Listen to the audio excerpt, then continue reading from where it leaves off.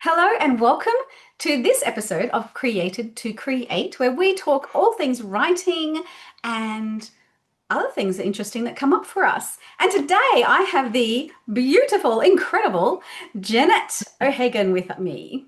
Hey Jenny, tell us about yourself. Thank you for inviting me. It's great to be on Create to Create. So I live in Brisbane. I'm married. I've got two adult children. I've been writing since I was at least as a child, really. And I did have one foray to get into writing in my 20s, but then came back to it later. Yeah, so I've done a number of different things over my life. Been a doctor, been a lecturer, been a mum. So, A lot of and I extremes, just love doctor, writing. So, writer, don't know what else you want to know. Well, tell us what sparked your interest to come back into writing again. So originally, when I was about 8 or 9, the stories started first. I used to start telling myself stories all the time, like daydreaming, but they were adventures. They weren't me. They were this young boy in a fantasy world because I'd been inspired by Narnia and then I was inspired by Lord of the Rings. And Mm. then the world came next. So I started writing down genealogies and maps and pictures and earrings and culture and I guess I was pretty enthusiastic about it because I was bending a family friend's ear about this world that I was creating. And she said, "You should write the stories down." And I thought, oh, I suppose I could do that. So that's how I came into writing because the world came first, the stories came first. And then towards the end, when I was about 19, 20, I had this lucid dream, which it was just a fantasy story. Young girl out of a fountain in the night calling something, and this wild thing turns up. And that became a novel. And that's when I wrote the novel and then tried to publish it. And then, life came other life choices came in, and so I guess it was like I always had that wish to keep on writing, but there were other things that I was doing. And it's only when I couldn't continue with my lecturing and study because of the needs of my children. And so then I sort of came back into writing. Uh-huh. I picked up the old novel, dusted it off, and ended up starting writing prequels instead of publishing that. And yeah, the rest is history. And have you published that novel since, the one that you first wrote? No, it's still not published. So I thought I'd write the prequel, which is going to be one novel, and it's now going to be four. Hmm. So I've published the first two in the prequel series, Hmm. and I'm currently at the stage of needing to edit the next two because I've got them in draft form.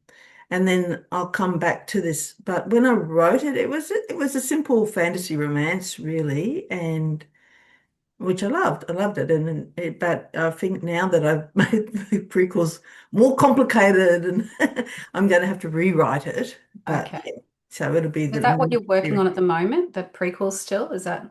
Yeah, I'm still working on the prequels. So the prequels are sort of the generation before their Mhm. stories, and then the next one is the kids. So there'll be Right. at least three in those Mhm. following because I've written out the sequels as well. But, Wow. so So how many books have you got published now, then? eight. Wow. So I've got two in the Akrad Legacy series, which is the prequel to this first novel that I wrote. And then I've got a novella series, five novella. By the end of it starts out quite small. The first book is quite small, but by the end it's 50,000 words, the last book. So Hmm. it's sort of more small to the novel side as it goes along. But yeah, it's a five-book series in the Under the Mountain series. And then I've also published Ruhanna's Flight and Other Stories, which is a collection of fantasy stories, short stories that I have either been published in by the whole lot of different anthologies, or I actually wrote some for that anthology. Mm. Um, yeah, I'm in the process of revamping that one to include take out the science fiction ones and yeah, so yeah, but there's Okay. 8. And writing in that fantasy realm as a Yeah. Christian, do you feel boxed in at all or? Um, Look, I could in a way because sometimes a Christian market can be very demanding, or they expect expect certain th doc boxes to be ticked, I think. Mm. But I think I write for the general market. I'm not aiming for the Christian market. I mean, I'm really happy for both. Um, so for me, I think my faith comes out organically in the stories. Mm. And so the beliefs and values, and I think the worldview, and also, yeah, I think they come out, and yeah, so it's not, Hmm. and I much prefer that than to try to fit things into A a box. certain box. Yeah, Yeah, right. yeah. So how has your personal journey shaped that? I guess part of my personal journey is the excitement of discovering Narnia and Lord of the Rings, and I think both of those are a good example of where there's a faith that comes out of the story rather than it's sort of trying to be shoehorned into the story. Hmm. So I see my books coming somewhere in the middle of those because, it's Mm. probably, yeah.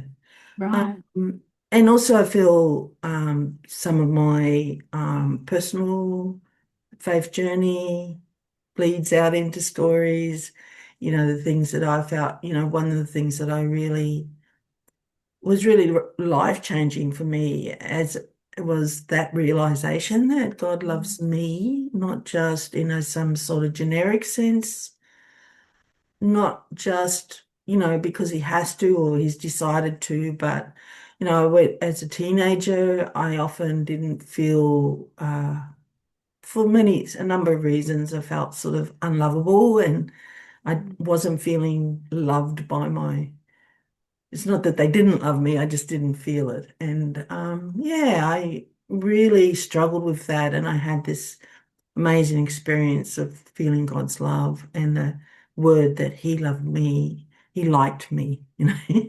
Um, and so it wasn't just a duty thing, it wasn't just a generic thing, it wasn't just that He loved everyone, but He loved me in particular. And that really changed my life. And it changed my life in two ways, in that it helped me come to a position of accepting myself, which is an ongoing journey still, because How yeah, old but were you also when you had that encounter with God? I was just before I went off to university, so I was Mhm. just turning 18 Yeah.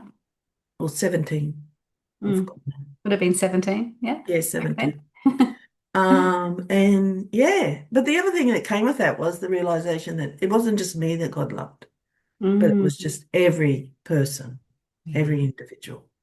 And so that they can't choose to, or we shouldn't treat others as not important because they're important to God. And I think that comes out in my writing, that people are important. And Hmm. even when people make bad choices or perhaps are struggling with, things that make them make bad choices, that doesn't mean they're not important as people. Yeah, I love that. Yeah, that's beautiful. Mm. Hmm. So tell me, what has been your greatest challenge, or what is your greatest challenge? Um, well, every time I write a story, it sparks ideas for other stories. Too many. Yeah, and I started writing short stories because, it's hard to get published. So, and short stories is a great way to dive in, and that was a real challenge too, because then I had to learn how to write short stories. And some people will argue that I didn't really learn how to write short stories. I write long short stories. Um, but so what I start, yeah. So there's all these ideas of prequels and sequels with the stories that I had. Then I've written short stories, but every time I write a short, not every time, 99% of the time when I write a short story, I decided to fit it in my world because it already was it was like had continents and hemispheres and a big history even before I got to writing the first story. And so I just decided to, yeah, I might as well fit it in. So Under the Mountain series is in a slightly different place and time to the Akrad Legacy series, but there's a crossover. And then I wrote a science fiction, and I had and that, just a short piece that was to go into an anthology. Mhm. I said, "Oh, you have to put a date to it."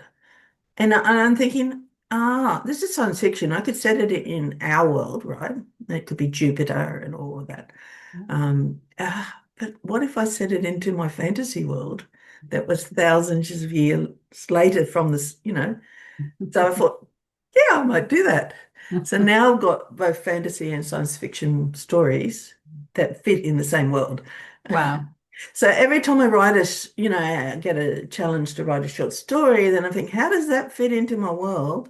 And then that triggers. So I wrote a cyborg story, and then suddenly within, I don't know, 2, 3 weeks, I just the ideas just kept coming, like they just, and I had to write it all down. So then I've got a trilogy all like, so back to my greatest challenge, because my brother just recently Too many passed. ideas. And I'm thinking, I've got a use by date here. I don't know how much longer I've got, and I'm thinking, how am I going to write it all down? Yeah. Yeah. Which just probably matters more to me than anyone else, but I want them Yes. Got to out get them there out. Get the for people to stories read. out. So yeah, that's my biggest challenge. Yes. That is Trying a to big contain challenge. my ideas. Yeah, I've got so many drafted books. I I've got know. too many drafted books, and I just have not got around to fixing them up, and I really want to. Yeah. Time. Takes time, people. It takes time to Yes. write a book and then to fix And I it don't and think I edit have a it. And Christopher Tolkien in the family, like he took his father's stories and all the unfinished stories and has been spent his lifetime publishing them for his father. And I think, yeah, I don't think that's going to happen in my I don't family. think I've got one of them either. Tell me, what's been the biggest highlight so far? Well, I would say, because I go to a lot of different events with some fellow authors, and we go to Supernova, and just meeting readers, and particularly meeting readers that come back and say, "Oh, I want to read the next one. That was so good." That's a real highlight. But this year, I'll show you what is has been the biggest highlight. This is pretty cool. I know it's coming. That's amazing. It's That's been in what a the gorgeous trophy. Aurealis, yeah, What was it called? YA short story. Yeah. So what was the award called for? Aurealis Award. Um, yeah, a lot of people haven't heard of it, but it's been my dream to be a finalist on one of these. It's so good. And so I was just thrilled to be to be one of the finalists, and then to actually win it. It was surreal. I was going because we had a Zoom conference, and I'm going, oh, because they'd said to us, oh, you must write an acceptance speech beforehand. We tell everyone to do this, but I thought, oh, well, yeah, okay, so I did. And I had to use it. So anyway, the Aurealis is a science fiction and fantasy award for the whole of Australia. So they get thousands of entries across Australia, and they've got a number of different categories. So it's one of the premier awards for fantasy and science fiction in Australia. Yeah. Very So prestigious. Congratulations.